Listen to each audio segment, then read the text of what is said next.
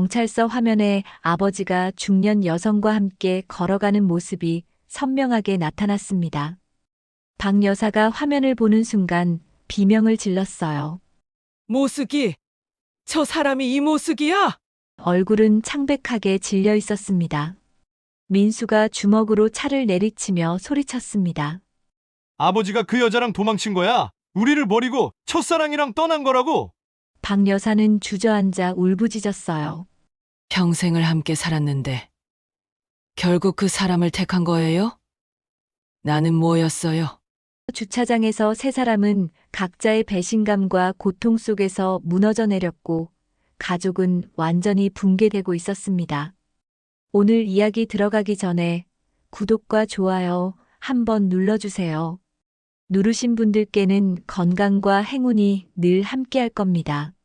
서울 근교의 한적한 동네, 단독주택 한 채가 가을 햇살을 받으며 조용히 서 있었습니다. 마당 한편에는 빨갛게 익어가는 감나무가 있었고 집 앞 화단에는 박 여사가 정성껏 가꾼 국화가 피어 있었죠. 이 집에는 김병호 부부가 살고 있었습니다. 병호는 70평생을 교직에 몸담았던 사람이었어요. 엄격하고 과묵한 성격 탓에 제자들은 병호를 무서워했지만 속 깊은 마음씨를 아는 이들은 병호를 존경했습니다. 은퇴 후 병호는 더욱 말수가 적어졌어요. 하루 종일 서재에 앉아 신문을 읽거나 책장을 넘기곤 했죠.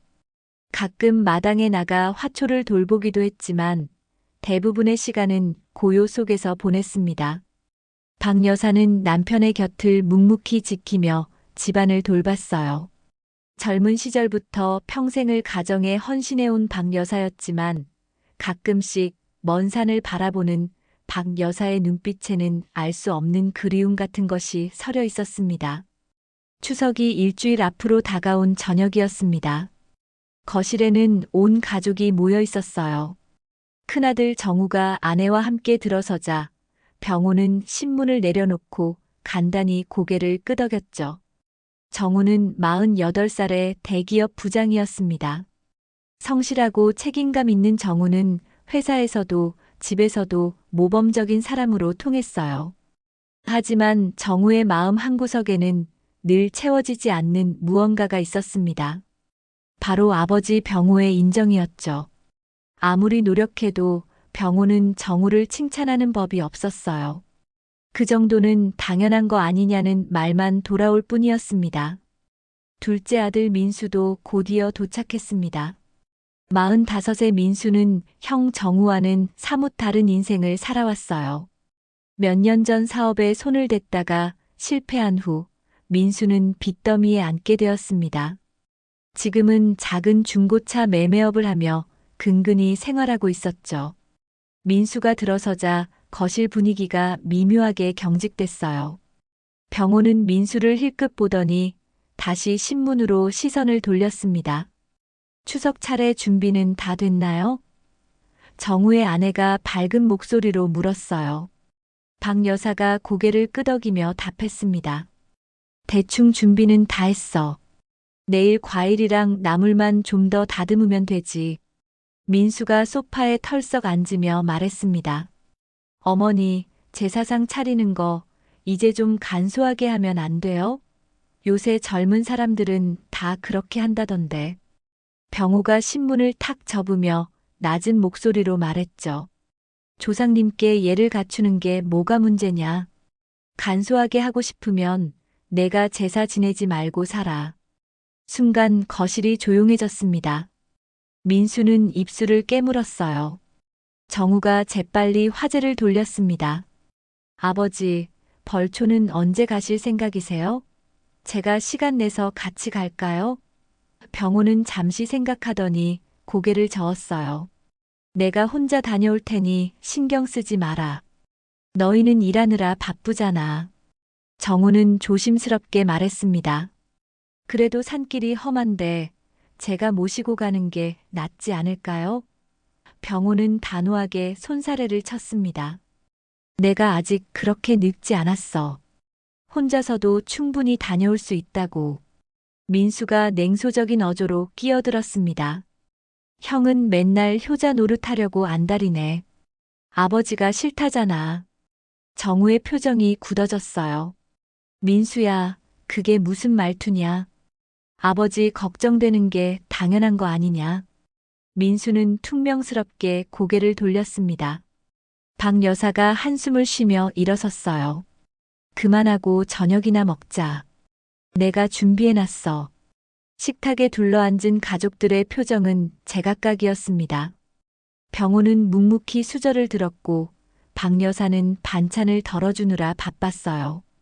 정우는 아버지의 눈치를 살폈고 민수는 불만스러운 표정으로 밥을 먹었죠. 겉보기에는 평범한 가족의 저녁 식사처럼 보였지만 공기 중에는 묘한 긴장감이 흐르고 있었습니다. 각자의 마음속에는 서로에게 하고 싶지만 차마 꺼내지 못하는 말들이 가득했어요. 식사를 마친 후 병호는 다시 서재로 들어갔습니다. 병호의 서재는 오랜 세월 동안 모아온 책들로 가득했어요. 교직 생활을 하며 읽었던 철학책, 역사책, 문학책들이 빼곡히 꽂혀 있었죠. 병호는 책상 앞에 앉아 서랍을 열었습니다. 서랍 깊숙한 곳에는 낡은 수첩 한 권이 있었어요. 병호는 수첩을 꺼내 한참을 들여다보았습니다. 수첩 속에는 무언가가 빼곡히 적혀 있었지만 병호만이 그 내용을 알고 있었죠. 거실에서는 박 여사와 며느리가 설거지를 하고 있었어요. 정우와 민수는 소파에 앉아 어색한 침묵을 나누고 있었습니다. 민수가 먼저 입을 열었어요. 형, 솔직히 아버지가 형한테만 잘해주는 것 같지 않아? 정우는 당황스러운 표정을 지었습니다. 무슨 소리야? 아버지는 우리 둘 다 똑같이 대하시잖아. 민수는 코웃음을 쳤어요. 형은 그렇게 생각할 수 있겠지. 형은 뭘 해도 아버지가 크게 뭐라 안 하시니까. 정우는 뭔가 반박하려 했지만 말을 멈췄습니다. 사실 정우도 아버지와의 관계가 편하지만은 않았거든요. 인정받고 싶어도 받지 못하는 그 답답함을 민수가 알 리 없었죠. 두 형제는 서로 다른 이유로 아버지에게서 상처를 받고 있었지만 그 사실을 서로에게 털어놓지는 못했습니다. 밤이 깊어갈수록 집안은 더욱 고요해졌어요. 각자의 방으로 돌아간 가족들은 저마다의 생각에 잠겼습니다. 병호는 서재에서 수첩을 다시 서랍에 넣으며 긴 한숨을 내쉬었어요. 창밖으로 보이는 달빛이 유난히 밝았습니다. 머지않아 추석이었죠. 병호는 창문을 통해 하늘을 올려다보며 중얼거렸습니다. 이제 정리할 때가 된 것 같구나. 병호의 목소리는 너무 작아서 아무도 듣지 못했어요. 다만 밤바람만이 병호의 속삭임을 실어 날랐을 뿐입니다. 추석 전날 아침이었습니다. 병호는 평소보다 일찍 일어났어요. 새벽 5시, 아직 동네가 어둠에 잠겨 있을 때였습니다. 병호는 조용히 옷을 갈아입고 거실로 나왔어요. 벌초를 가기 위한 준비였죠. 작업복을 입고 낡은 등산화 끈을 단단히 묶었습니다. 부엌에서는 박 여사가 벌써 일어나 아침 준비를 하고 있었어요. 진짜 혼자 가시려고요? 애들한테 연락해서 같이 가라고 할까요? 박 여사가 걱정스러운 목소리로 물었습니다. 병호는 고개를 저었어요. 괜찮아. 내가 혼자 다녀올 수 있어. 점심때쯤 돌아올 테니 걱정하지 마. 박 여사는 도시락을 싸서 병호에게 건넸습니다. 그래도 조심하세요. 산길이 미끄러울 수 있으니까 천천히 다녀오세요. 병호는 도시락을 받아 가방에 넣으며 고개를 끄덕였어요. 아침 7시 병호는 집을 나섰습니다. 박 여사는 대문 앞까지 따라 나와 병호의 뒷모습을 지켜봤어요. 병호는 뒤돌아보지 않고 골목길을 걸어갔습니다. 박 여사의 가슴 한편이 이상하게 먹먹해졌어요. 왜인지 모르게 불안한 느낌이 들었습니다. 하지만 박 여사는 그저 기분 탓이라고 생각하며 집으로 돌아왔죠. 그날 저녁이 되었습니다. 해가 지고 어둠이 내려앉았지만 병호는 돌아오지 않았어요. 박 여사는 시계를 보며 안절부절 못했습니다. 8시, 9시, 10시. 시간은 계속 흘러갔지만 병호의 소식은 없었어요. 박 여사는 병호의 휴대전화로 몇 번이고 전화를 걸었지만 전화는 꺼져 있었습니다. 여보, 어디 계세요? 제발 전화 좀 받아요. 박 여사는 초조함에 혼잣말을 되뇌었어요. 밤 11시가 넘어서자 박 여사는 더 이상 참지 못하고 정우에게 전화를 걸었습니다. 정우야, 내 아버지가 아직 안 들어오셨어. 아침에 벌초 간다고 나가셨는데 지금까지 연락이 없어. 정우의 목소리가 급하게 물었어요. 뭐라고요? 아버지가 아직도 안 들어오셨다고요? 지금 당장 가겠습니다. 정우는 서둘러 옷을 입고 집을 나섰습니다. 민수에게도 연락했어요.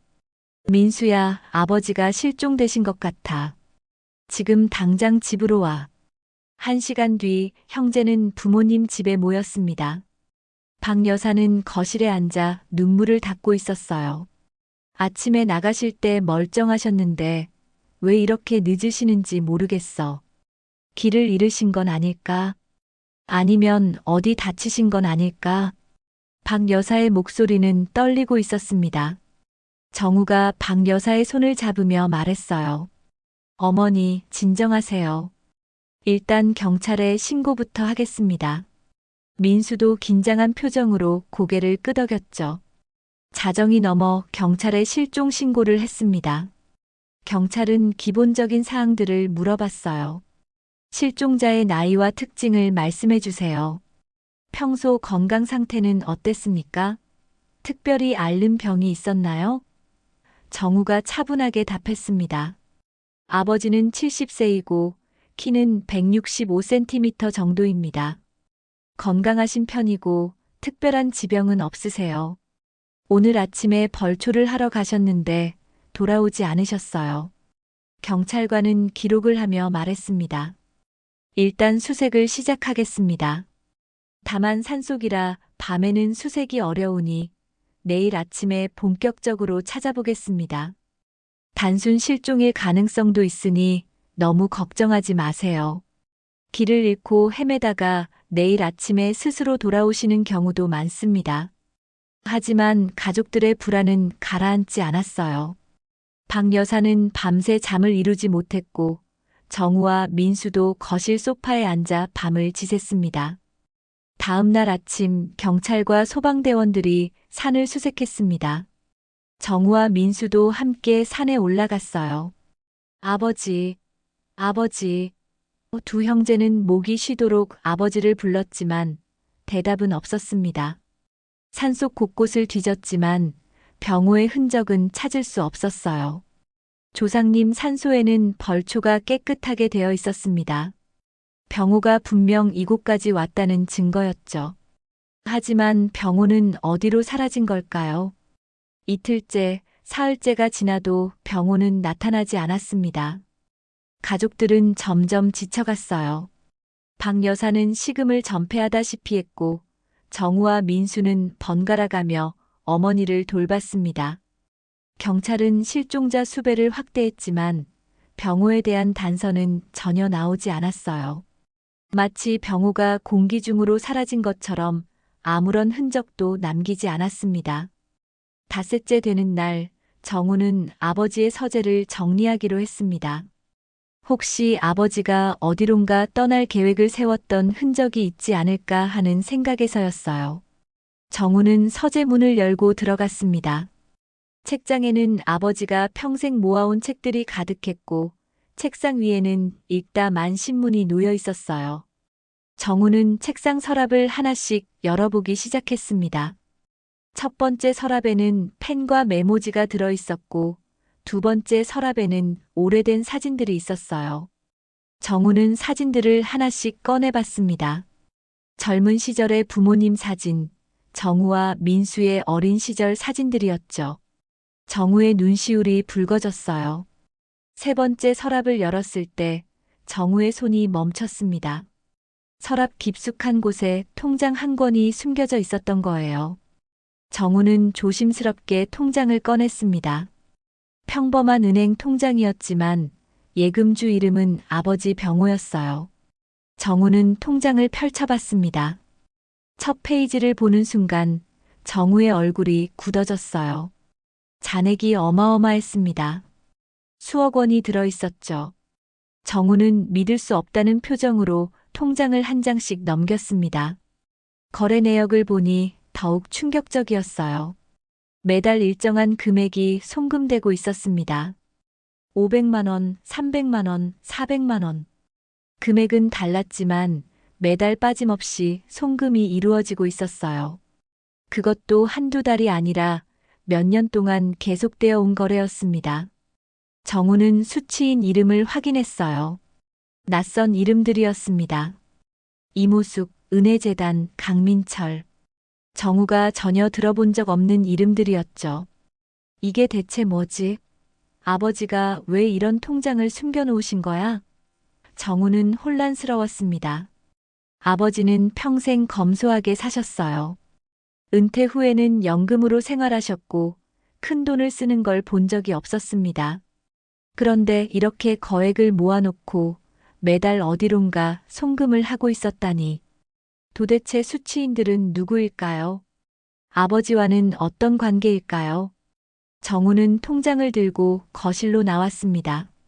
박 여사와 민수가 소파에 앉아 있었어요. 어머니, 민수야. 이것 좀 봐. 정우가 통장을 내밀자 민수가 받아들었습니다. 민수의 눈이 점점 커졌어요. 이게 뭐야? 이 돈이 다 아버지 거라고? 민수의 목소리가 떨렸습니다. 박 여사도 통장을 보더니 안색이 창백해졌어요. 박 여사의 입술이 파르르 떨렸습니다. 이게 어떻게 박 여사는 말을 잇지 못했어요. 정우가 조심스럽게 물었습니다. 어머니, 혹시 이 사람들을 아세요? 이모숙, 은혜재단, 강민철. 이 이름들 들어보신 적 있으세요? 박 여사는 고개를 떨구었습니다. 박 여사의 눈에서 눈물이 흘러내렸어요. 민수가 흥분해서 소리쳤습니다. 도대체 뭐예요? 어머니, 아시는 거 있으면 말씀하세요. 아버지가 어디다 이 돈을 보낸 건데요? 거실에는 무거운 침묵이 흘렀습니다. 세 사람은 서로를 바라봤지만 아무도 먼저 말을 꺼내지 못했어요. 통장은 탁자 위에 놓여 있었고 그 안에는 가족들이 전혀 몰랐던 아버지의 비밀이 담겨 있었습니다. 병호는 대체 어디로 사라진 걸까요? 그리고 이 통장은 무엇을 의미하는 걸까요? 가족들의 머릿속은 복잡한 생각들로 가득 찼습니다. 통장을 발견한 후 거실의 공기는 얼어붙었습니다. 민수는 통장을 손에 쥔 채 거래 내역을 한 장 한 장 넘기며 확인했어요. 얼굴은 점점 붉어졌고 손은 부들부들 떨렸습니다. 민수의 눈에서는 믿을 수 없다는 표정과 분노가 동시에 드러났어요. 정우는 동생의 반응을 지켜보며 불안감을 느꼈습니다. 박 여사는 소파에 깊숙이 몸을 묻은 채 고개를 숙이고 있었죠. 박 여사의 어깨가 미세하게 떨리고 있었어요. 이게 대체 무슨 짓이야? 민수가 갑자기 소리를 질렀습니다. 민수의 목소리는 분노로 가득 차 있었어요. 아버지가 이렇게 많은 돈을 숨겨놓고 계셨다고? 그것도 우리 몰래? 도대체 이게 말이 돼? 민수는 통장을 탁자에 내던졌습니다. 통장이 바닥에 떨어지며 페이지들이 펼쳐졌어요. 정우가 재빨리 통장을 집어들며 말했습니다. 민수야, 진정해. 일단 차분하게 이야기해보자. 하지만 민수는 진정할 수 없었습니다. 차분하게? 형은 이런 상황에서도 차분할 수 있어? 나는 지금까지 돈 때문에 얼마나 고생했는데. 사업 망하고 빚에 쪼들리면서 아버지한테 도움 한번 청해볼까 했지만 아버지는 나한테 차갑게 대하시기만 했잖아. 민수의 목소리에는 오랫동안 쌓여온 서러움이 묻어났어요. 그런데 알고 보니 아버지는 이렇게 많은 돈을 갖고 계셨어. 나한테는 10만 원도 안 주시면서 어디 다른 데는 매달 수백만 원씩 보내고 계셨다고. 정우는 동생의 말에 뭐라 대답해야 할지 몰랐습니다. 사실 정우도 충격을 받았거든요. 아버지가 이런 비밀을 숨기고 계셨다는 게 믿기지 않았어요. 평생 검소하게 사시던 아버지가 이렇게 거액을 모아두고 매달 누군가에게 송금을 하고 있었다니. 정우의 머릿속도 복잡했습니다. 민수야, 아버지한테도 사정이 있으셨을 거야. 우리가 모르는 이유가 분명히 있을 거라고. 민수는 비웃듯 코웃음을 쳤습니다. 사정? 무슨 사정?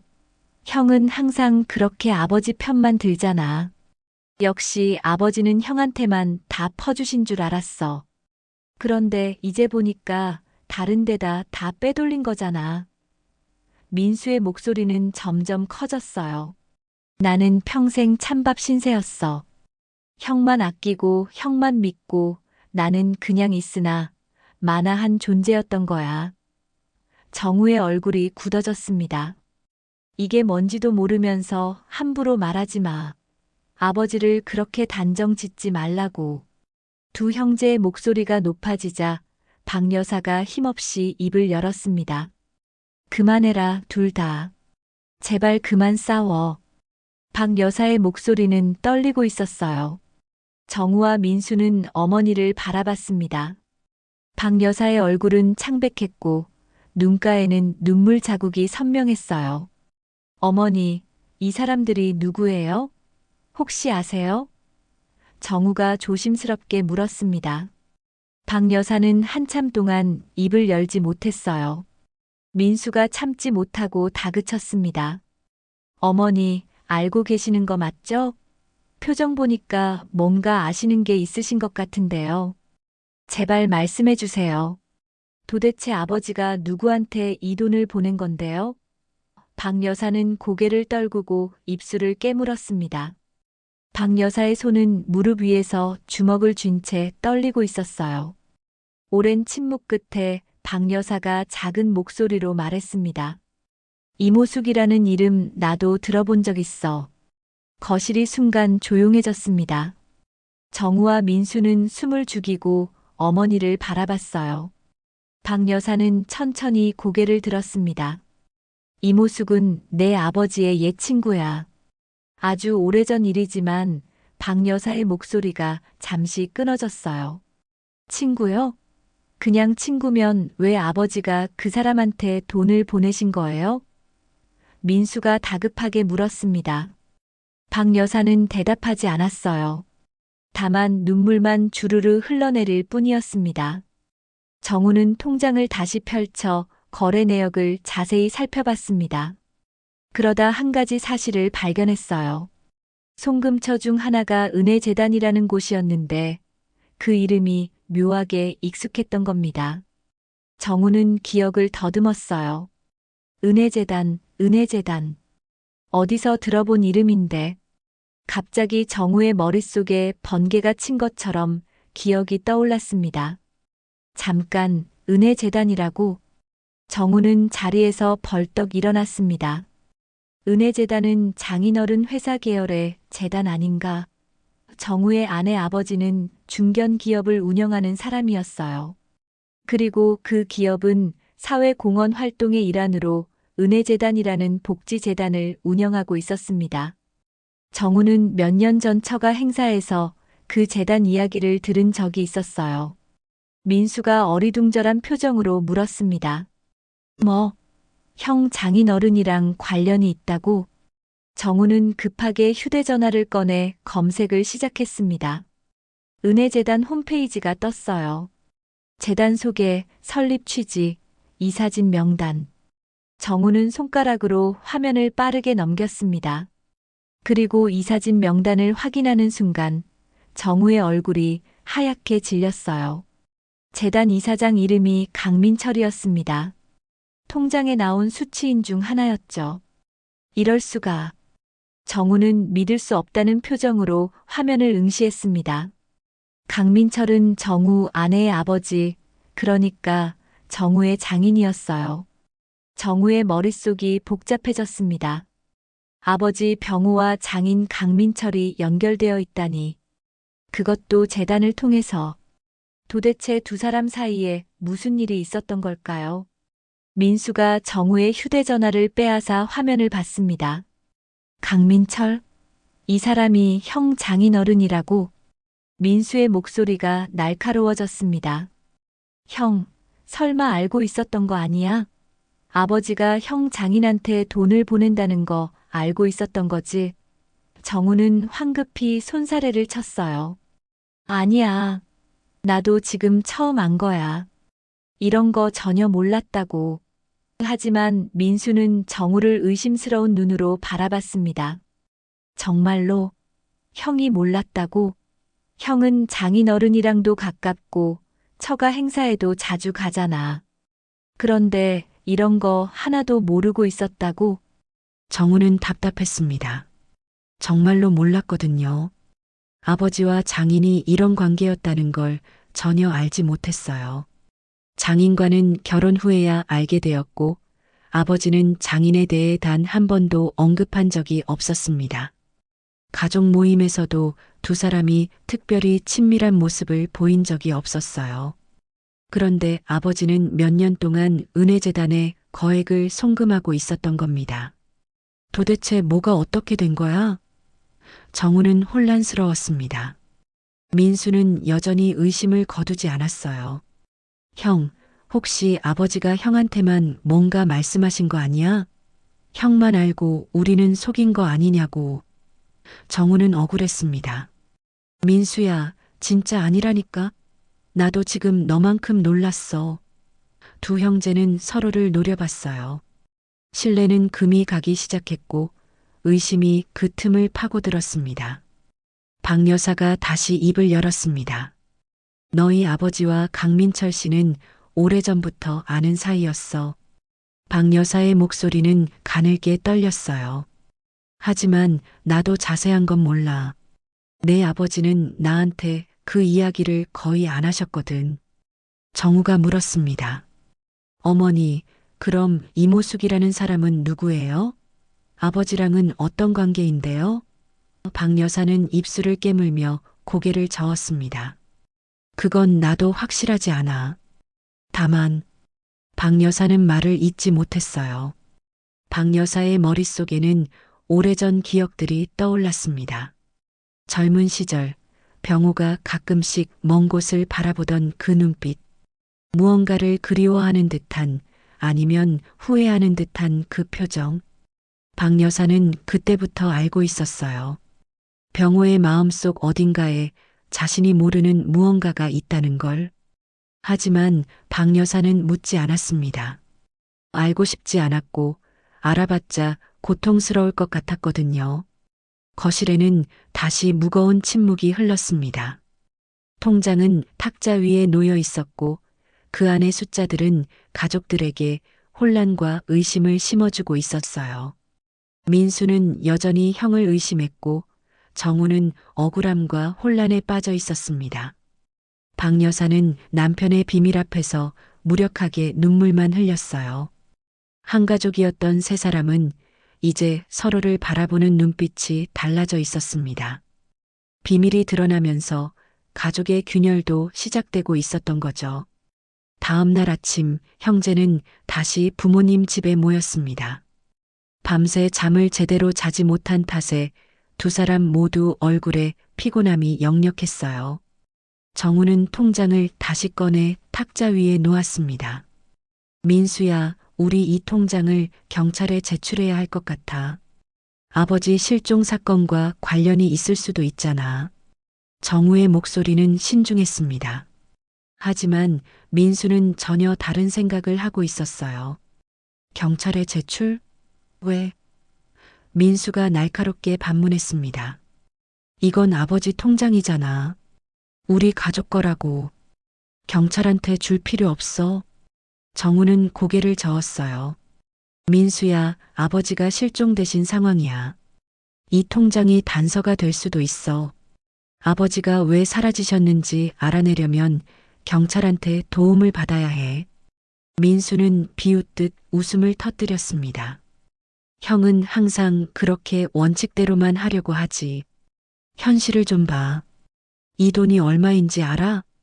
민수는 통장을 집어들었어요. 수억이야, 수억.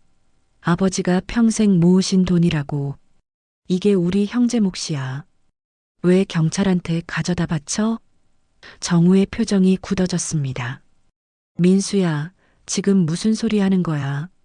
아버지를 찾는 게 먼저잖아. 돈은 나중 문제야. 민수가 소리를 질렀어요. 형한테는 나중 문제겠지. 형은 대기업 부장이고 돈 걱정 없으니까. 나는 달라. 나는 빚에 쪼들리면서 하루하루 살아가고 있다고. 민수의 목소리에는 절박함이 묻어났습니다. 이 돈이면 내 빚을 다 갚을 수 있어. 새로 사업도 시작할 수 있고. 형, 이건 내 몫이야. 아버지가 평생 나한테 해주신 게 없잖아. 이것만큼은 내가 가져야 해. 정우는 믿을 수 없다는 표정으로 동생을 바라봤어요. 민수야, 정신 차려. 이건 아버지 돈이야. 우리가 함부로 할 수 있는 게 아니라고. 민수는 통장을 꽉 움켜쥐었습니다. 아버지는 지금 안 계시잖아. 어쩌면 돌아오시지 않을 수도 있어. 정우가 벌떡 일어섰습니다. 그런 말하지 마. 아버지는 분명히 돌아오실 거야. 민수도 자리에서 일어났어요.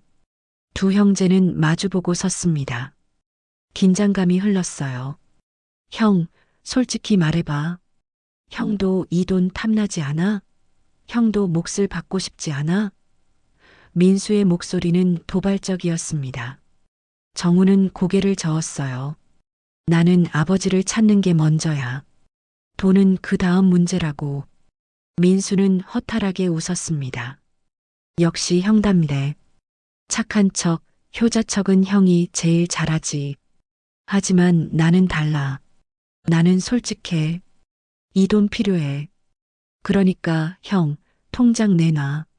민수가 손을 내밀었어요. 정우는 한 걸음 물러섰습니다. 안 돼. 이건 경찰에 제출해야 해. 민수의 얼굴이 붉어졌어요. 형, 통장 내놓으라고. 민수가 정우에게 다가가 통장을 빼앗으려 했습니다. 정우는 통장을 뒤로 감추며 민수를 밀쳤어요. 그만해. 민수야. 정우가 소리쳤습니다. 하지만 민수는 멈추지 않았어요. 두 형제는 몸싸움을 벌이기 시작했습니다. 거실에서 탁자가 넘어지고 물컵이 깨지는 소리가 났어요. 박 여사가 급히 달려왔습니다. 너희들 뭐 하는 거야? 당장 그만둬. 박 여사의 목소리에 두 형제는 멈췄습니다. 둘 다 거친 숨을 몰아쉬고 있었어요. 정우는 통장을 주머니에 넣으며 말했습니다. 어머니, 제가 이 통장을 가지고 있겠습니다. 경찰에 제출할 거예요. 민수가 분노에 찬 목소리로 외쳤어요. 형, 그러지 마. 그건 우리 가족 거라고. 정우는 고개를 저었습니다. 미안하지만 이게 맞는 일이야. 정우는 그대로 집을 나섰어요. 민수는 주먹을 불끈 쥐며 형의 뒷모습을 노려봤습니다. 박 여사는 두 아들의 모습을 보며 가슴이 찢어지는 것 같았어요. 정우는 경찰서로 가는 대신 먼저 장인에게 전화를 걸었습니다. 확인해야 할 것이 있었거든요. 여보세요, 장인어른. 저 정우입니다. 혹시 지금 시간 괜찮으시면 잠깐 뵐 수 있을까요? 장인 강민철의 목소리가 들려왔어요. 정우? 무슨 일이야? 목소리가 안 좋은데. 정우는 잠시 망설이다 말했습니다. 제 아버지에 관해서 여쭤볼 게 있어서요. 급한 일입니다. 1시간 후 정우는 장인의 회사 사무실에 앉아 있었습니다. 강민철은 정우를 마주보고 앉았어요. 무슨 일인지 말해봐. 정우는 통장을 꺼내 책상 위에 놓았습니다. 장인어른, 이게 제 아버지 통장입니다. 여기 거래 내역을 보시면 은혜재단으로 송금한 기록이 있어요. 몇 년 동안 계속해서 거액을 보내셨더라고요. 강민철의 얼굴이 굳어졌습니다. 강민철은 통장을 집어들어 내역을 확인했어요. 혹시 장인어른께서 저희 아버지를 아시나요? 정우가 조심스럽게 물었습니다. 강민철은 한참 동안 침묵했어요. 강민철의 눈빛이 흔들렸습니다. 정우야, 이건 강민철은 말을 잇지 못했어요. 정우는 앞으로 몸을 기울였습니다. 장인어른, 제발 말씀해 주세요. 저희 아버지가 실종되셨어요. 벌초 갔다가 돌아오지 않으셨습니다. 이 통장이 단서일 수도 있어요. 아버지와 장인어른이 어떤 관계이신지 알아야 해요. 강민철은 깊은 한숨을 내쉬었습니다. 내 아버지 김병호 선생님을 나는 알아. 아주 오래전부터. 강민철의 목소리는 무겁게 가라앉아 있었어요. 우리는 학창시절 친구였어.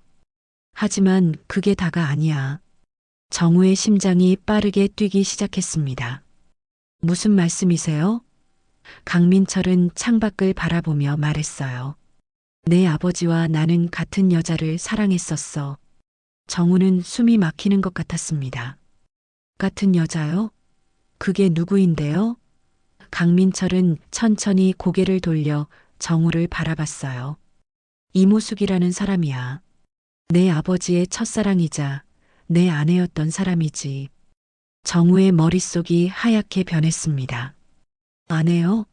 그럼 장모님이 강민철은 고개를 저었습니다. 이모숙은 내 첫 번째 아내야. 지금 내 장모님은 두 번째 부인이고. 정우는 충격에 말을 잇지 못했어요. 강민철은 계속 말했습니다. 병호 선생님과 모숙이는 젊은 시절 사랑하는 사이였어. 하지만 집안 사정 때문에 결혼하지 못했지. 그 후 모숙이는 나와 결혼했고 병호 선생님은 내 어머니와 결혼하셨어. 정우는 머리가 복잡했습니다. 그런데 왜 아버지가 은혜재단에 돈을 보내신 거죠? 강민철의 눈빛이 흐려졌어요. 모숙이와 나 사이에는 아들이 하나 있었어. 하지만 모숙이는 병으로 일찍 세상을 떠났지. 그 아들이 지금 은혜재단의 이사야. 정우는 놀라 물었습니다. 그럼 그 사람이 장인어른의 아들이시고 제 처남이라는 말씀이신가요? 강민철은 고개를 끄덕였어요. 그래. 그리고 사실 그 아이는 병호 선생님의 아들일 수도 있어. 정우는 얼어붙었습니다. 뭐라고요? 강민철은 쓴웃음을 지었습니다. 모숙이가 죽기 전에 나한테 고백했어. 결혼 전에 병호 선생님과 사이에서 아이를 가졌었다고. 하지만 집안의 반대로 헤어졌고 모숙이는 나와 결혼했지. 아이가 누구 아들인지는 확실하지 않아. 하지만 병호 선생님은 그 아이가 자신의 아들일지도 모른다고 생각하고 평생 재단에 지원해 온 거야. 정우는 머리를 감싸쥐었습니다. 아버지와 장인, 그리고 이모숙이라는 여자, 그 사이에 태어난 아들, 모든 것이 복잡하게 얽혀 있었어요. 장인어른, 그럼 지금 그 사람은 어디 있나요? 정우가 간신히 물었습니다. 강민철은 고개를 저었어요. 연락이 안 돼. 며칠 전부터 사무실에도 안 나오고 전화도 받지 않아. 정우의 가슴이 철렁 내려앉았습니다. 혹시 저희 아버지 실종과 관련이 있는 건 아닐까요? 강민철의 얼굴도 어두워졌어요. 나도 그게 걱정이야. 두 사람은 무거운 침묵 속에 앉아 있었습니다. 비밀은 점점 더 깊어지고 진실은 점점 더 복잡해지고 있었어요. 정우가 장인을 만나고 집으로 돌아왔을 때 민수는 거실에서 기다리고 있었습니다. 민수의 얼굴은 분노로 일그러져 있었어요. 형, 어디 갔다 온 거야? 통장은? 민수가 다짜고짜 물었습니다. 정우는 피곤한 표정으로 소파에 앉았어요. 장인어른을 만나고 왔어. 아버지에 대해서 좀 알아봤지. 민수의 눈빛이 날카로워졌습니다. 역시 그랬구나. 형, 형수 아버지가 다 알고 있었던 거지? 정우는 고개를 끄덕였습니다. 그래, 장인어른이 아버지를 알고 계셨어. 그런데 상황이 생각보다 복잡해. 민수가 비웃듯 웃었어요. 복잡하다고? 뭐가 복잡해? 아버지가 바람 피우고 딴 여자한테 자식 낳아주고 그 자식 뒷바라지 하느라 돈 보낸 거 아니야? 정우는 얼굴을 찌푸렸습니다. 민수야, 그렇게 단순한 문제가 아니야. 민수는 주먹을 쥐며 말했어요. 그럼 뭔데? 형은 알면서 나한테 숨기는 거지? 정우는 한숨을 내쉬었습니다. 아버지한테 옛날에 사랑했던 여자가 있었대. 이모숙이라는 사람이야. 그런데 집안 사정 때문에 헤어졌고 그 여자는 다른 사람이랑 결혼했어. 그 사람이 바로 장인어른이야. 민수는 믿을 수 없다는 표정을 지었어요. 뭐? 그럼 형 장인이랑 아버지가 같은 여자를 사랑했다고? 드라마도 아니고 그게 말이 돼? 정우는 계속 설명했습니다. 이모숙과 장인어른 사이에 아들이 하나 있는데 그 아이가 아버지 아들일 수도 있대. 그래서 아버지가 평생 그 아이를 위해 은혜재단에 돈을 보낸 거야. 민수의 얼굴이 하얗게 질렸어요. 뭐라고? 아버지한테 숨겨둔 자식이 있다는 거야? 민수의 목소리가 떨렸습니다. 그럼 우리는 뭐야? 우리는 대체 뭐란 말이야? 민수는 자리에서 벌떡 일어났습니다. 아버지는 우리한테는 차갑게 대하시면서 다른 자식은 평생 챙겨주신 거야? 형, 이게 말이 돼? 나는 아버지한테 사랑 한 번 제대로 못 받아봤어. 그런데 아버지는 딴 데 자식 키우느라 바쁘셨던 거야? 민수의 목소리에는 깊은 상처가 묻어났어요. 정우는 동생을 말리려 했지만 민수는 듣지 않았습니다. 형은 알면서 나한테 숨긴 거지. 형도 공범이야. 정우가 벌떡 일어서며 소리쳤습니다. 아니야. 나도 오늘 처음 안 거라고.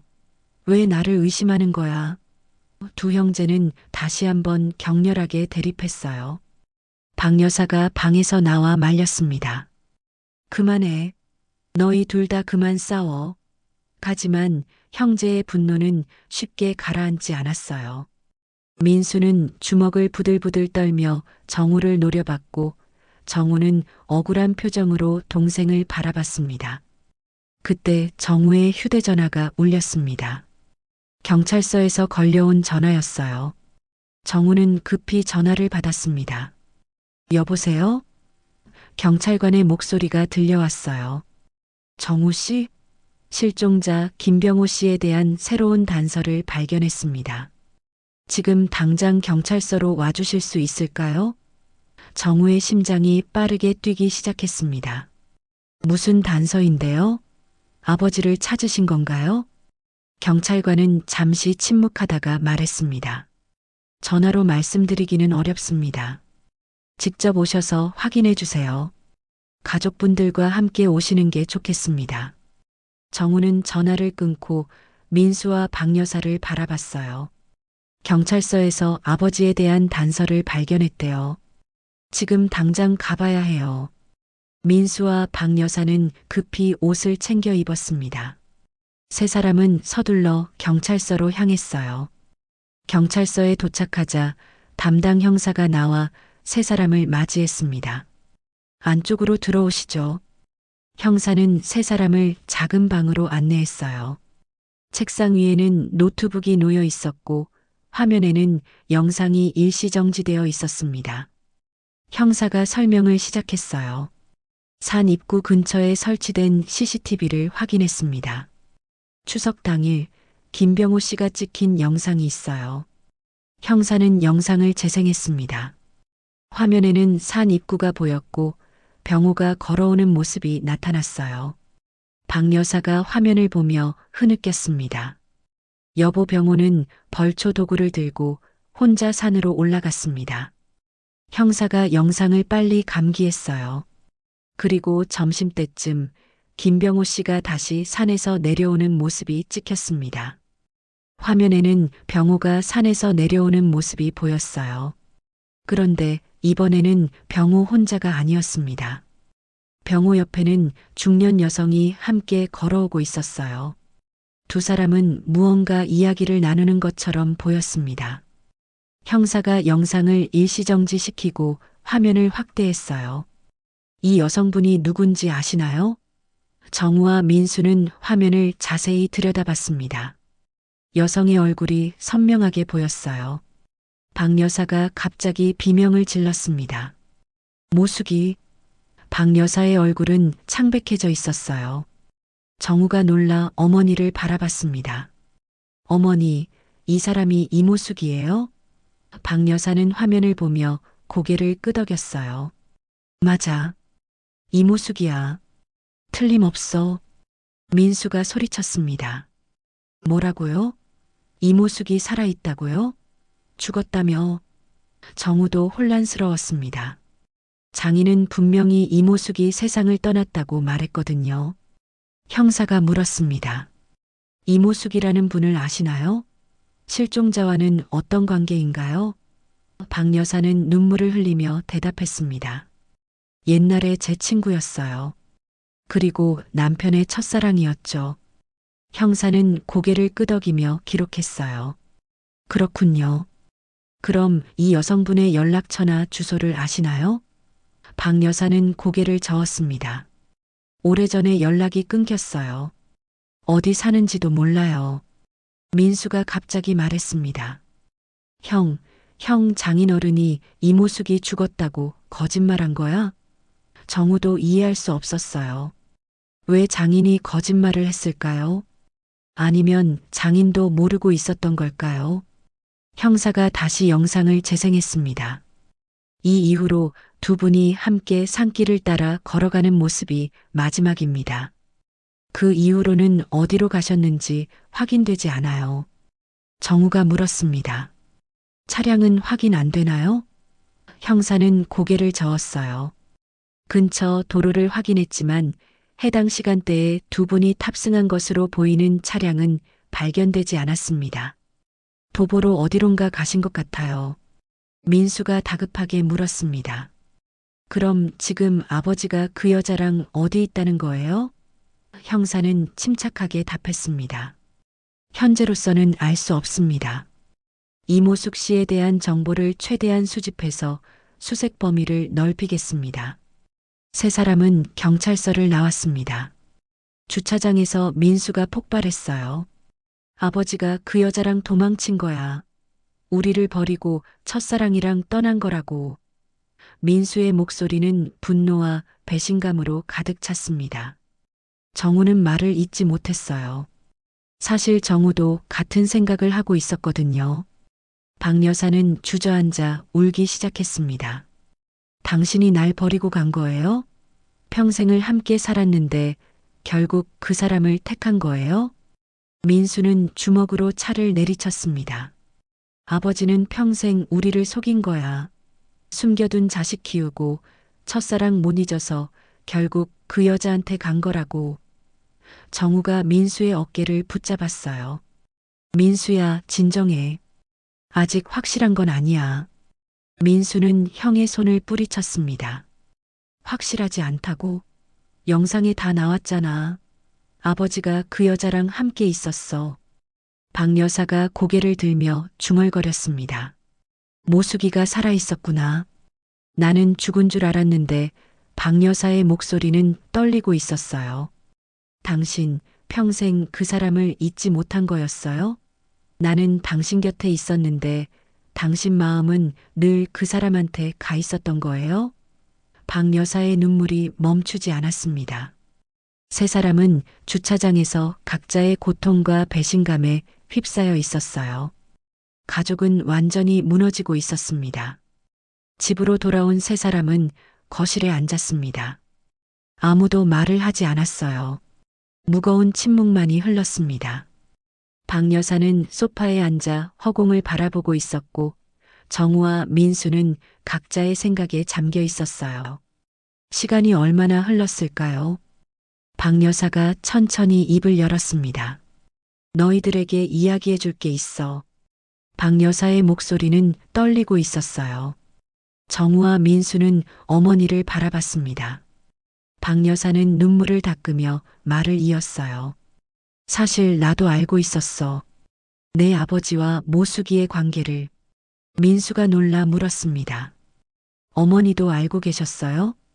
박 여사는 고개를 끄덕였습니다. 결혼하기 전부터 알고 있었지.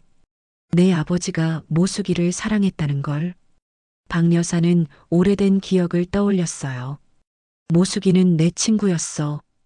고등학교 때부터 친하게 지냈지. 그 애가 내 아버지를 사랑한다는 것도 알고 있었어.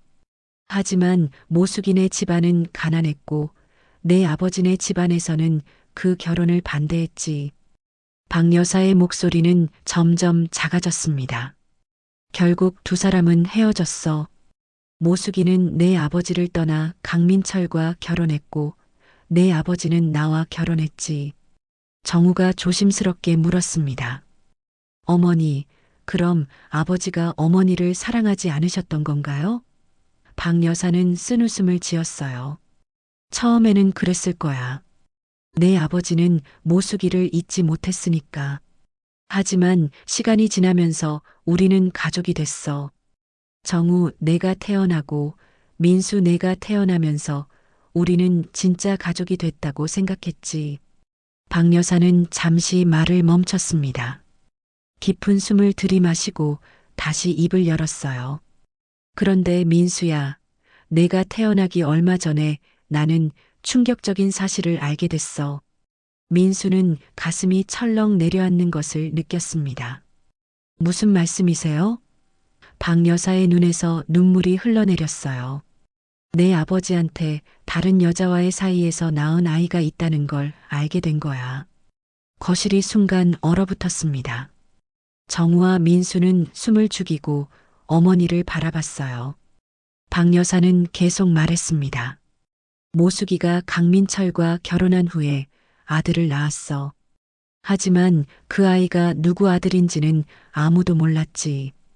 어느 날 모수기가 나를 찾아왔어. 그리고 고백했어. 그 아이가 내 아버지와의 사이에서 생긴 아이일 수도 있다고. 민수가 떨리는 목소리로 물었습니다. 그럼 그 아이가 누구예요? 박 여사는 고개를 들어 민수를 바라봤어요. 은혜재단의 이사장이야. 강민철의 아들로 자랐지만 사실은 내 아버지의 친아들일 가능성이 높아. 정우는 충격에 말을 잇지 못했습니다. 그럼 장인어른 아들이 우리 이복 형제라는 말씀이신가요? 박 여사는 고개를 끄덕였어요. 그래. 내 아버지는 그 사실을 알고 평생 죄책감에 시달렸어. 자신의 아들일 수도 있는 아이를 다른 사람 아들로 키우게 만든 것에 대해서 말이야. 그래서 은혜재단에 돈을 보내기 시작한 거야. 자신이 할 수 있는 유일한 보상이었던 거지. 민수는 주먹을 불끈 쥐었습니다. 그럼 아버지는 평생 그 자식을 챙기신 거네요. 우리는 내팽개치고. 박 여사가 고개를 저었어요. 아니야. 내 아버지는 너희들도 사랑하셨어. 다만 표현이 서툴렀을 뿐이야. 그리고 항상 죄책감에 짓눌려 계셨지. 모수기에게, 그 아이에게, 그리고 우리 가족에게도. 정우가 물었습니다. 그럼 장인의 집안과 우리 집안이 피로 얽혀 있다는 말씀이네요? 박 여사는 고개를 끄덕였습니다. 그래. 내가 결혼할 때도 나는 알고 있었어. 내 장인이 강민철이라는 걸. 하지만 말하지 않았어. 이미 지나간 일이고 너희들 행복을 깨고 싶지 않았거든. 민수는 주저앉았습니다. 머릿속이 복잡했어요. 아버지가 형만 챙긴 게 아니라 아예 또 다른 가족을 챙겨왔던 거구나. 민수의 목소리에는 깊은 상처가 묻어났습니다. 나는 뭐예요? 나는 아버지한테 뭐였어요? 그냥 의무로 키운 자식이었나요? 박 여사가 급히 민수의 손을 잡았어요. 민수야, 아니야. 내 아버지는 너를 사랑하셨어. 다만 자신의 과거와 죄책감 때문에 제대로 표현하지 못했을 뿐이야. 민수는 어머니의 손을 뿌리쳤습니다. 사랑이요? 그게 사랑이에요? 평생 차갑게 대하고 형하고만 비교하고 나한테는 실망만 하시면서 민수의 눈에서 눈물이 흘러내렸어요. 나는 평생 아버지의 인정을 받으려고 애썼어요. 하지만 아버지는 한 번도 나를 인정해주지 않으셨어. 이제 알겠어요. 아버지 마음속에는 늘 다른 자식이 있었던 거잖아요. 정우도 괴로운 표정을 지었습니다. 나도 마찬가지였어. 나도 평생 아버지의 인정을 받으려고 노력했지만 아버지는 늘 냉담하셨어. 이제 보니 아버지는 우리가 아닌 다른 누군가를 생각하고 계셨던 거네. 정우의 목소리에도 서운함이 묻어났어요. 박 여사는 두 아들을 바라보며 눈물을 흘렸습니다. 미안해. 엄마가 너희들한테 진실을 말했어야 했는데. 민수가 벌떡 일어서며 소리쳤습니다. 이제 와서 미안하다고 해서 뭐가 달라져요? 아버지는 우리를 버리고 첫사랑한테 갔잖아요. 숨겨둔 자식한테 평생 돈 보내고 결국 그 여자를 선택한 거라고요. 민수의 분노는 걷잡을 수 없이 커졌습니다. 정우도 주먹을 쥐고 있었어요. 아버지는 결국 우리보다 그 사람들을 택하신 거네요. 박 여사가 울며 말했습니다. 아니야. 너희 아버지는 그런 분이 아니야.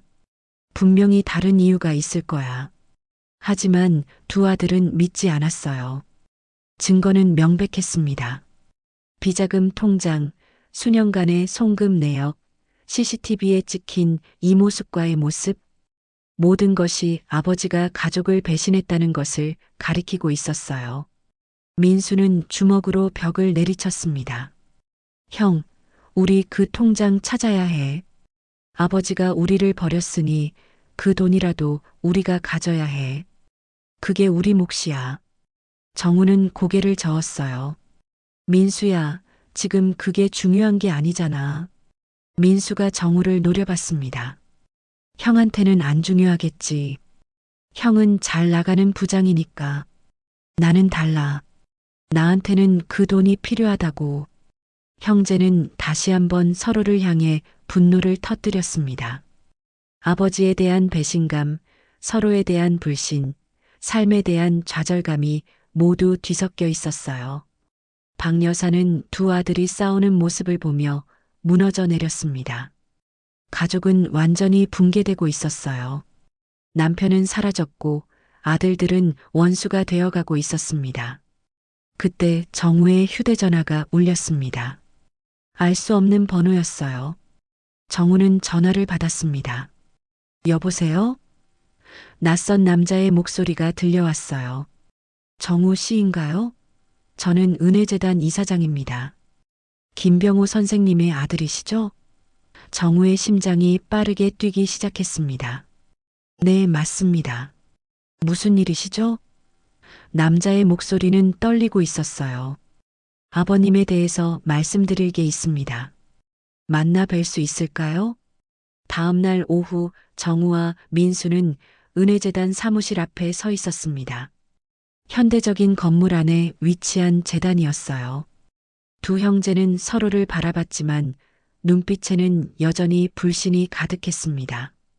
민수가 먼저 입을 열었어요. 형, 저 사람한테 속지 마. 아버지 재산놀이는 거일 수도 있어. 정우는 대답하지 않고 재단 문을 열었습니다. 안으로 들어가자 한 남자가 일어나 두 형제를 맞이했습니다. 40대 후반으로 보이는 남자였어요. 정우 씨, 민수 씨 맞으시죠? 저는 재단 이사장 강준호입니다. 강준호는 정중하게 인사했습니다. 정우는 강준호의 얼굴을 자세히 봤어요. 어딘가 아버지 병호를 닮은 것 같기도 했습니다. 눈매가 특히 비슷했어요. 세 사람은 회의실에 앉았습니다. 강준호는 차를 따라주며 말을 꺼냈어요. 김병호 선생님에 대해서 말씀드리려고 연락했습니다. 선생님께서 제 친아버지일 수도 있다는 사실 알고 계시죠? 민수가 신경질적으로 대꾸했습니다. 그래서 우리 아버지한테 평생 돈 뜯어낸 거죠? 강준호의 얼굴이 굳어졌어요. 뜯어냈다니요? 전 그런 적 없습니다. 강준호는 깊은 한숨을 내쉬었습니다. 선생님께서 재단에 후원하신 건 사실입니다. 하지만 제가 요구한 게 아니에요. 선생님께서 스스로 그렇게 하신 겁니다. 정우가 물었어요. 왜 그러셨을까요? 아버지는 왜 평생 당신을 도우신 거죠? 강준호는 창밖을 바라보며 천천히 말을 이었습니다. 제가 25살 때 어머니가 돌아가셨어요. 돌아가시기 전에 어머니가 제게 진실을 말씀하셨죠. 강준호의 목소리가 떨렸습니다. 어머니는 제게 고백하셨어요. 제 친아버지가 강민철이 아닐 수도 있다고. 젊은 시절 김병호 선생님과 사랑했고 저를 임신한 채로 강민철과 결혼했다고 말씀하셨죠. 강준호는 눈물을 닦았어요. 그 말을 들은 순간 제 삶이 무너지는 것 같았습니다. 제 정체성이 뭔지 알 수 없었어요. 민수가 냉소적으로 말했습니다. 그래서 우리 아버지한테 돈을 받아낸 거네요. 불쌍한 척하면서 강준호가 고개를 저었어요. 아닙니다. 전 오히려 거부했어요. 김병호 선생님께서 저를 찾아오셨을 때 전 만나지 않으려 했습니다. 하지만 선생님은 계속 오셨어요. 그리고 말씀하셨죠. 당신이 할 수 있는 건 이것뿐이라고. 강준호는 책상 서랍에서 편지 한 통을 꺼냈습니다. 이건 선생님께서 저한테 쓰신 편지입니다. 몇 년 전에 받았어요. 강준호는 편지를 펼쳐 읽기 시작했습니다. 준호에게 내가 내 친아버지인지 아닌지는 중요하지 않다.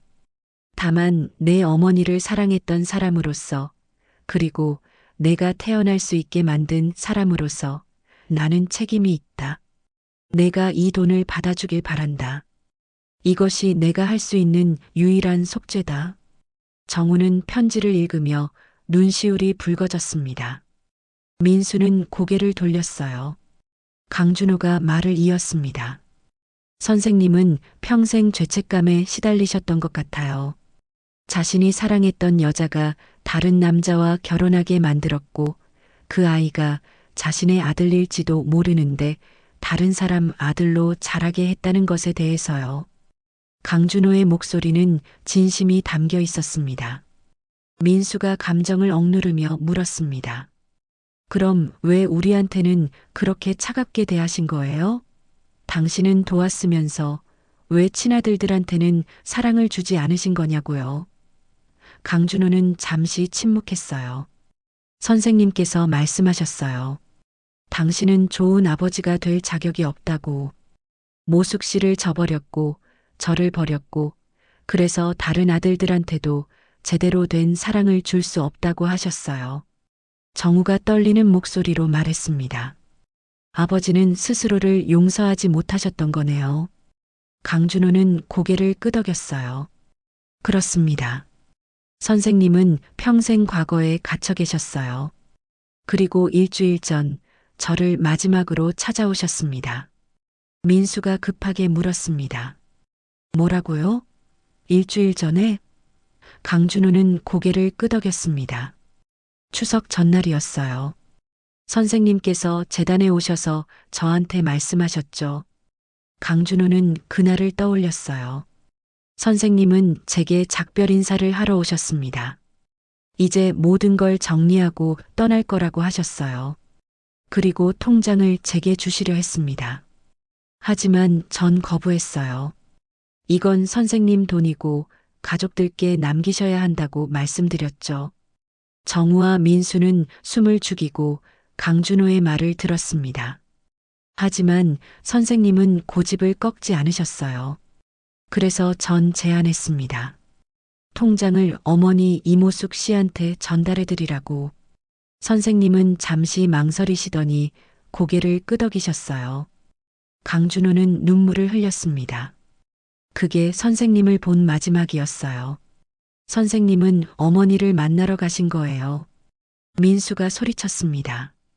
역시 아버지는 그 여자를 택한 거잖아. 우리를 버리고 첫사랑한테 간 거라고. 강준호가 고개를 저었어요. 아닙니다. 선생님은 어머니한테 작별 인사를 하러 가신 겁니다. 이제 모든 걸 정리하고 홀로 떠나시겠다고 하셨어요. 정우가 물었습니다. 홀로 떠난다니 무슨 말씀이세요? 강준호는 책상에서 또 다른 편지를 꺼냈습니다. 이건 선생님께서 저한테 남기신 마지막 편지입니다. 제가 받았을 때는 이미 선생님이 떠나신 후였어요. 강준호는 편지를 정우에게 건넸습니다. 정우는 떨리는 손으로 편지를 펼쳤어요. 민수도 형의 어깨 너머로 편지를 읽었습니다. 편지에는 이렇게 쓰여 있었습니다. 준호에게 나는 이제 모든 걸 내려놓으려 한다. 평생 나를 괴롭혔던 죄책감, 후회, 미련을 모두 정리하고 떠나려 한다. 모숙에게 마지막 인사를 하고 통장을 전달한 후 나는 혼자 길을 떠날 것이다. 가족들에게는 미안하다. 내가 좋은 남편도 좋은 아버지도 되지 못했다. 하지만 이것이 내가 할 수 있는 최선이다. 정우와 민수는 편지를 읽으며 얼어붙었습니다. 아버지는 가족을 버린 게 아니었어요. 오히려 가족을 위해 자신을 지우려 했던 거였습니다. 민수의 눈에서 눈물이 흘러내렸어요. 아버지 정우도 눈물을 참지 못했습니다. 두 형제는 서로를 바라봤어요. 그동안 서로를 의심하고 미워했던 시간들이 떠올랐습니다. 민수가 울먹이며 말했습니다. 형, 미안해. 나는 평생 찬밥이었다고 생각했어. 아버지가 나한테 한 번도 진심을 준 적 없다고 믿었어. 하지만 정우가 민수의 어깨를 잡았어요. 나도 마찬가지였어. 나도 아버지의 인정을 받으려고 평생 애썼지만 아버지는 늘 멀게만 느껴졌어. 이제 알겠어. 아버지가 누구를 더 사랑했는지는 중요하지 않아. 우리까지 원수가 되면 아버지만 비웃게 될 거야. 두 형제는 서로를 껴안고 울었습니다. 오랜 시간 쌓였던 오해와 분노가 눈물로 흘러내렸어요. 강준호도 눈물을 흘리며 두 사람을 바라봤습니다. 그때 정우의 휴대전화가 울렸어요. 경찰서에서 걸려온 전화였습니다. 정우 씨 새로운 영상을 발견했습니다. 지금 당장 와주시겠습니까? 정우, 민수, 강준호는 급히 경찰서로 향했습니다. 세 사람은 조사실로 안내되었고 형사가 노트북을 켜며 말했어요. 산에서 조금 떨어진 곳에 있는 작은 가게의 CCTV를 확인했습니다. 중요한 장면이 찍혀 있어요. 형사는 영상을 재생했습니다. 화면에는 작은 시골 가게 앞이 보였고 병호와 이모숙이 함께 걸어오는 모습이 나타났어요. 두 사람은 가게 앞 벤치에 앉았습니다. 병호는 가방에서 두꺼운 봉투를 꺼냈어요. 이모숙은 봉투를 받지 않으려는 듯 손을 저었지만 병호는 이모숙의 손에 봉투를 쥐어주었습니다. 두 사람은 한참 동안 이야기를 나눴어요. 이모숙은 눈물을 닦았고 병호는 고개를 끄덕이며 무언가를 말하고 있었습니다. 영상에는 소리가 없었지만 두 사람의 표정만으로도 그 무게감이 느껴졌어요. 형사가 영상을 일시정지시켰습니다. 이 봉투 안에 통장이 들어있었을 가능성이 높습니다. 가게 주인의 증언에 따르면 두 분은 1시간 정도 이야기를 나누셨다고 해요. 그 후 이모숙 씨는 버스를 타고 떠났고 김병호 씨는 혼자 반대 방향으로 걸어가셨답니다. 정우가 떨리는 목소리로 물었습니다. 그 후에는요? 아버지는 어디로 가신 건가요? 형사는 고개를 저었어요. 그 이후로는 목격자가 없습니다. 산속 깊은 곳으로 들어가셨거나 아니면 다른 지역으로 이동하셨을 가능성이 있습니다. 현재 광범위하게 수색 중이지만 단서가 없습니다. 민수가 주먹을 쥐며 물었습니다. 그럼 아버지는 지금 어디 계신 거예요? 살아 계신 건가요? 형사는 무거운 표정으로 답했어요. 현재로서는 알 수 없습니다. 계속 수색하겠습니다. 정우와 민수는 경찰서를 나왔습니다. 두 형제는 말없이 걸었어요. 강준호도 함께였습니다. 두 분, 선생님께서는 분명히 잘 계실 겁니다. 모든 걸 정리하고 새로운 삶을 사시려는 거예요. 강준호가 위로했지만 형제의 마음은 무거웠습니다. 민수가 중얼거렸어요. 아버지는 결국 혼자 떠나신 거네. 우리한테는 아무 말씀도 없이. 정우는 동생의 어깨를 두드렸습니다. 아버지 나름대로 이유가 있으셨을 거야. 우리한테 짐이 되고 싶지 않으셨던 거겠지. 민수는 눈물을 흘렸어요. 형, 나는 아버지가 그렇게 괴로워하신 줄 몰랐어. 평생 죄책감에 시달리시면서 우리한테도 제대로 된 사랑을 못 주신다고 자책하셨다니. 정우도 눈시울이 붉어졌습니다. 나도 몰랐어. 아버지가 우리를 안 사랑하신 게 아니라 사랑하는 법을 잃어버리신 거였어. 며칠이 지났습니다. 병호는 끝내 돌아오지 않았어요. 경찰은 수색을 계속했지만 병호의 행방은 묘연했습니다. 어느 날 오후 정우와 민수는 부모님 집 서재에 함께 앉아 있었어요. 책상 위에는 통장이 놓여 있었습니다. 경찰이 이모숙을 찾아 회수한 통장이었죠. 이모숙은 통장을 받았지만 결국 사용하지 않고 경찰에 제출했다고 했어요. 정우는 통장을 들여다보며 말했습니다. 아버지는 결국 과거의 빚을 정리하려 했던 거야. 잘못이 아니라 책임이었어. 자신이 사랑했던 사람에게, 자신의 아들일지도 모르는 아이에게, 그리고 우리 가족에게도. 정우의 목소리는 차분했지만 눈에는 눈물이 고여 있었어요. 민수는 고개를 끄덕였습니다. 이제야 알겠어. 아버지가 우리한테 차갑게 대하신 게 미움이 아니라 자신에 대한 벌이었다는 걸. 민수는 형을 바라보며 말했습니다. 형, 미안해. 나는 평생 형만 아버지의 사랑을 받는다고 생각했어. 그래서 형을 질투했고 미워하기도 했어. 하지만 형도 나처럼 아버지의 인정을 갈구하며 살았던 거잖아. 정우는 동생의 손을 잡았어요. 나야말로 미안해. 나는 내가 얼마나 힘들었는지 이해하지 못했어. 돈 때문에 고생하는데도 나는 형이라는 이유로 너를 가르치려고만 했지. 민수는 눈물을 흘리며 말했습니다. 형, 나도 이제는 내 몫을 찾을 게 아니라 우리 가족을 지킬게. 아버지가 평생 책임을 지려고 애쓰셨던 것처럼 나도 내 책임을 다할게.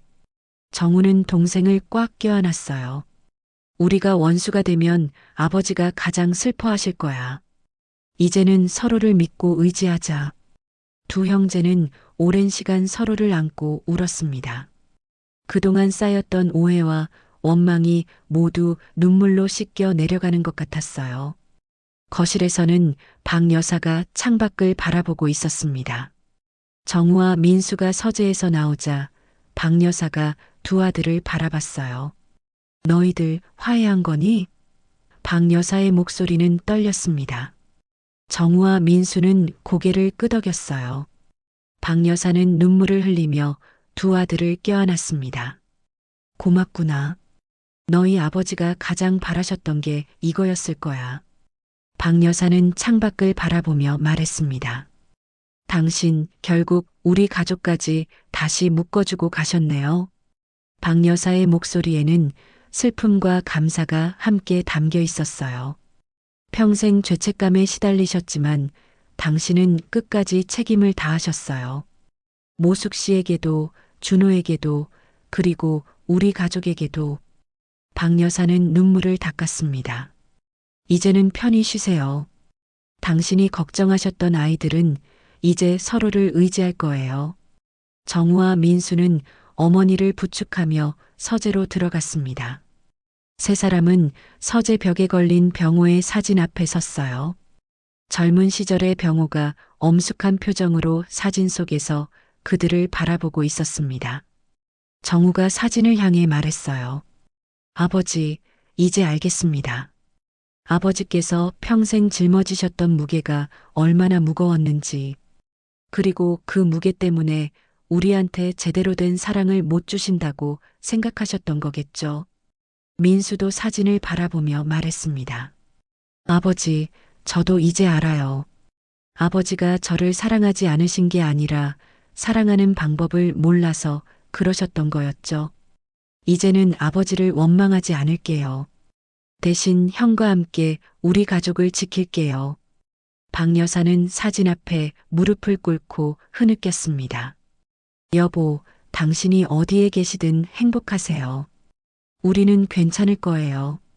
창밖으로 저녁 노을이 비쳐 들어왔습니다. 서재는 따스한 빛으로 물들었어요. 병호의 사진은 조용히 가족들을 지켜보고 있었습니다. 마치 모든 걸 지켜본 후 편안히 미소 짓는 것 같았어요. 정우는 통장을 책상 서랍에 넣으며 말했습니다. 이 돈은 아버지가 평생 책임을 다하신 증거야. 우리가 잘 사용하자. 아버지의 뜻을 이어서. 민수는 형의 어깨에 손을 올렸어요.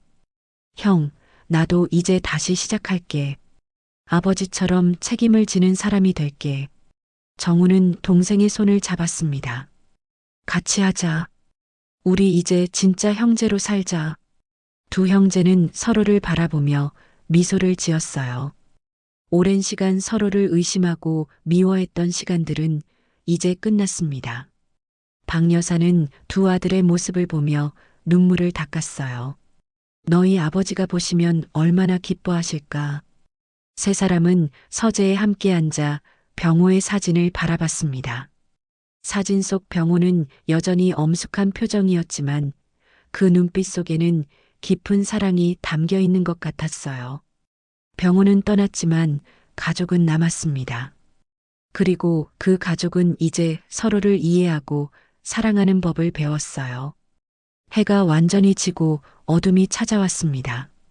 서재의 불빛만이 조용히 빛나고 있었어요. 병호의 사진은 가족들을 지켜보며 조용히 미소 짓는 것 같았습니다. 비록 병호는 돌아오지 않았지만 병호가 남긴 사랑과 책임은 가족들의 마음속에 영원히 남을 것입니다. 그리고 그 사랑은 이제 형제를 묶어주는 끈이 되었어요. 벌초 같다 사라진 아버지는 떠났지만 남겨진 가족은 다시 하나가 되었습니다. 오늘 이야기 재미있게 보셨나요? 앞으로도 더 깊고 흥미로운 이야기로 찾아뵙겠습니다. 구독과 좋아요는 저에게 큰 힘이 됩니다.